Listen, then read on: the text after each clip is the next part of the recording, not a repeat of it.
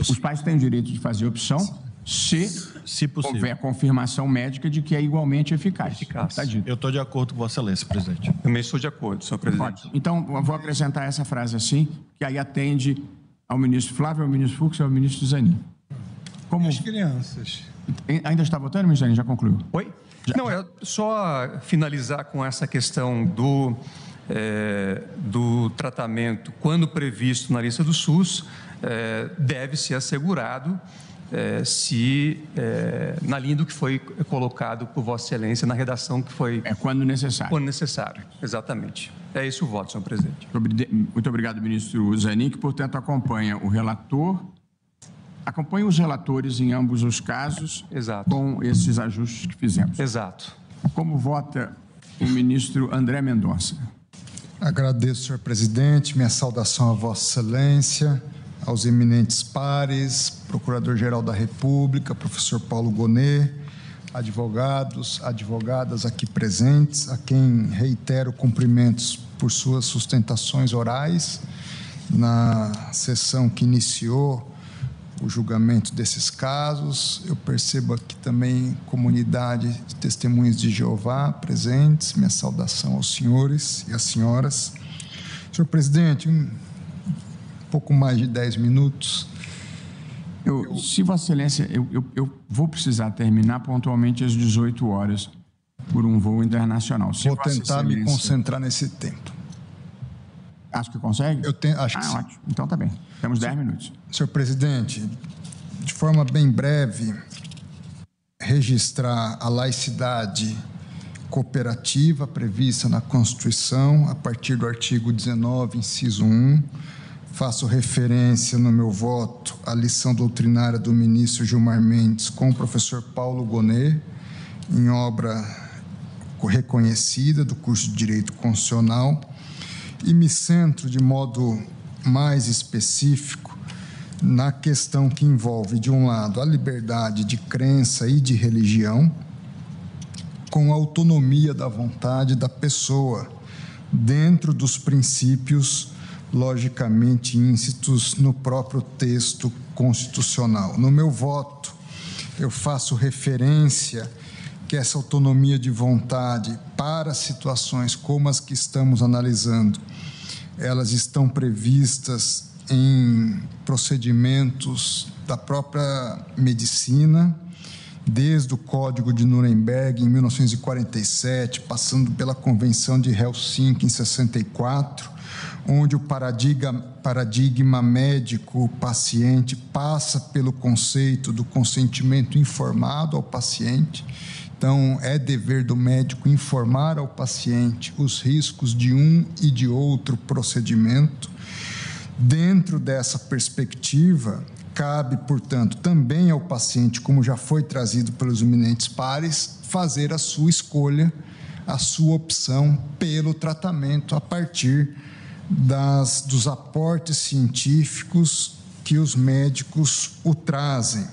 E é nesse contexto que se insere a causa dos testemunhas de Jeová que nós estamos julgando, onde foi trazido da tribuna a grande importância para eles de um tratamento alternativo à transfusão de sangue, como um corolário da própria dignidade e essência da própria dignidade humana e da liberdade de religião e de crença de todos eles. Então, é dentro desse paradigma que eu trago, e todos os pares já o fizeram, os seus respectivos votos, e, nesse sentido, adianto a minha aderência às conclusões, em linhas gerais, que já foram trazidas. Eu faço referência, no meu voto, a alguns enunciados do Conselho de Justiça Federal.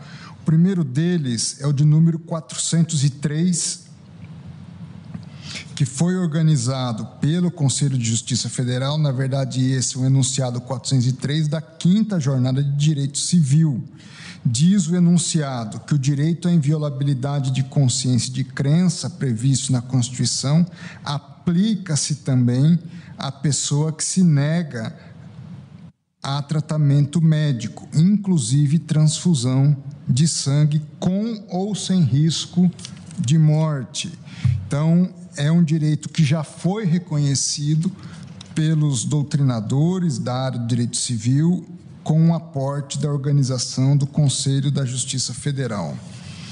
Também no meu voto, e farei a juntada de voto escrito, eu trato da questão do médico, que, uma vez feita a explicitação dos riscos de um ou outro tratamento, ele, em contrapartida, também não pode ser penalizado, seja no âmbito criminal, civil ou mesmo administrativo.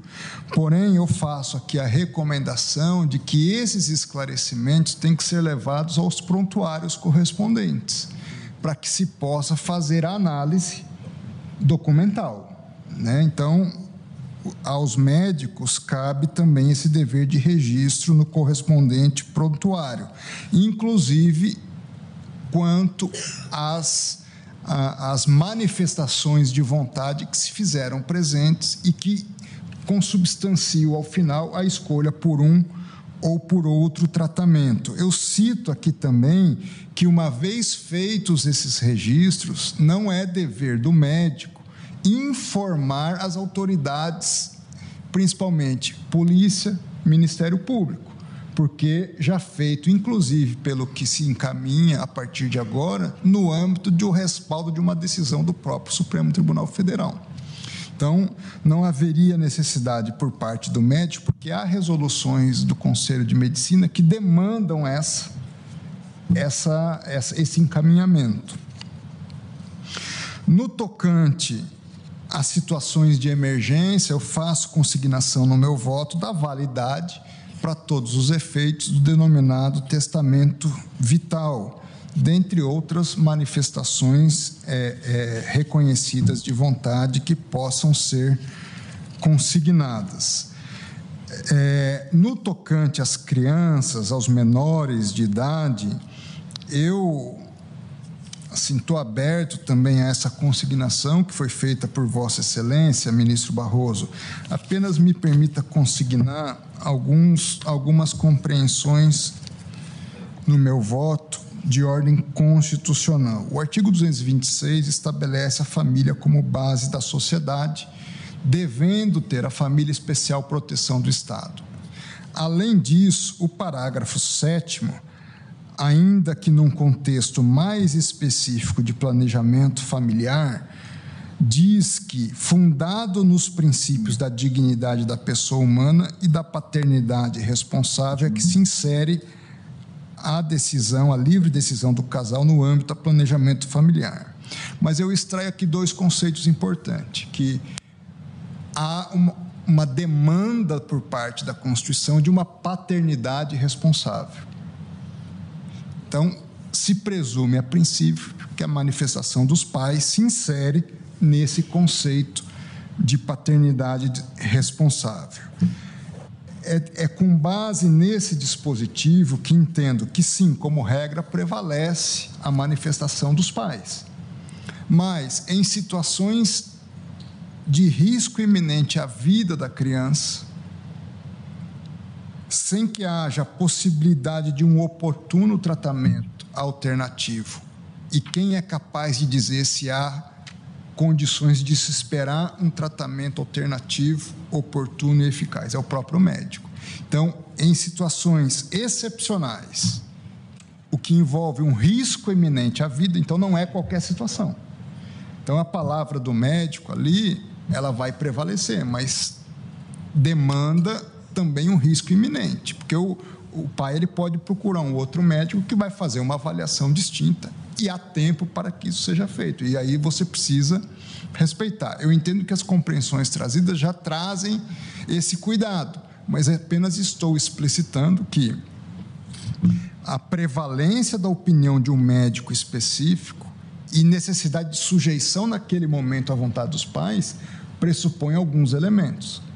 1, risco iminente à vida. 2, a avaliação naquele momento de risco de que não há um tratamento alternativo eficaz.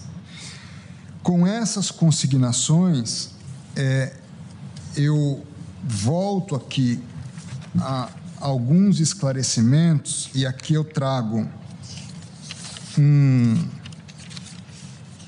o registro de um enunciado do Conselho de Justiça Federal, de número 528, que diz o seguinte: é válida a declaração da vontade expressa em documento autêntico, também chamado testamento vital. Ou seja, já há expressão da própria Justiça reconhecendo a validade desse testamento quando a pessoa estabelece as suas opções para um determinado tratamento de saúde. E, por fim, também consignar, porque há um preconceito, e esse julgamento penso que derruba qualquer preconceito, de que esse tratamento alternativo é um tratamento em si de segunda categoria. Ou seja, é um tratamento alternativo e que é também eficaz. Eu, em pesquisas, trago alguns registros. Em 1962, foi feita a primeira cirurgia cardíaca sem transfusão de sangue. Há protocolos médicos da Universidade de São Paulo, da Universidade Paulista de Medicina, da Universidade Federal de São Paulo, que também reconhecem a efetividade de tratamentos alternativos. Registro que, há cerca de 10 anos, um paciente testemunha de Jeová se submeteu no Hospital de Brasília a uma cirurgia oncológica também sem transfusão de sangue.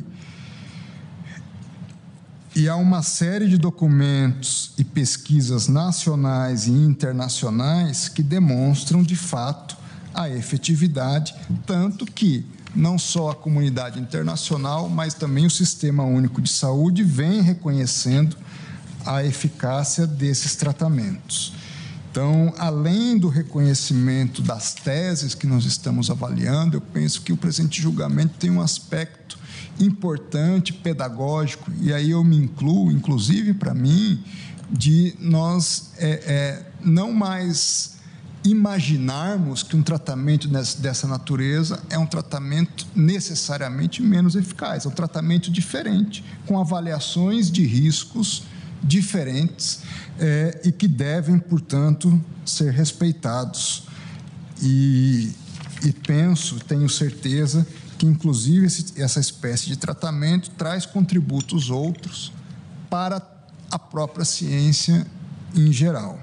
Então, é nessa linha que acompanho Vossas Excelências e penso que cumpri aqui quase que rigorosamente o meu tempo, senhor presidente. Muito obrigado, ministro André Mendonça. Eu vou proclamar provisoriamente o resultado após os votos dos relatores, que no caso do 979742 negavam provimento ao recurso, e no caso do 1.212.272 julgavam prejudicado,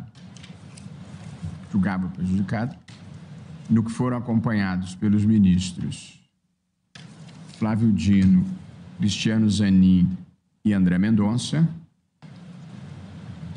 foi suspenso o julgamento, que será retomado na próxima quarta-feira. Agradecendo a presença de todos, desejo uma boa noite.